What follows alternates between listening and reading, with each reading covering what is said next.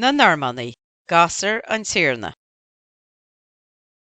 Bhí síl an-éagsúil ag leanaí na Tiarnaigh ag iompar le Gasúir bochta. Siúlú buachaillí óga go minic chun cónaí i gcosláin Tiarnaigh eile, áit ar ólam siad scileanna mar chuid stadréinneáil chun a bheith ina ridirí. Dólam siad marciacht ar chapel. Dólam siad freisin chun na seilg agus troid a dhéanamh. Tréinneáil chun bheith ina ridire. Bhí tí chéim a gceist le bheith ina ridire agus bhar gach ceann acu ar bheith riant blianta.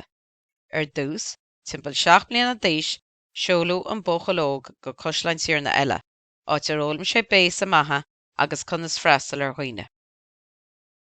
Ag 4 bliana 10 d'aois, déanú scoibear de. Bhí an scoibear mar chúntar agus machlainn ag ridire. Freagrach as a chuid áram, caéide agus é héin a olbhú chun a bheith ina ridire. Cén ceanna rudaí a bhí le déanamh ag scoibear? Cuaireann na náram. Lán agus chuine sé claimhte, sleána agus midóga i rucht maith.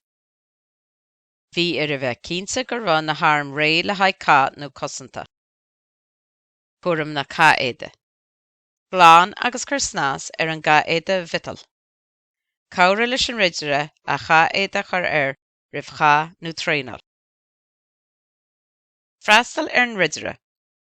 Taistil leis an ridire le líon tréinneála nó feachtas fíleata. Iompar uirlisí, bia nó trealamh breise. Má deir go mailis déanú ridire de thart ar 21 bliana d'aois. Bhí searmanas speisialta ann agus chaise rópa dearg agus bán chun a léire go raibh sé ré chun troid agus daoine eile a chosait. Múnú rudaí cos le fúil, ceol agus creide do chalíní.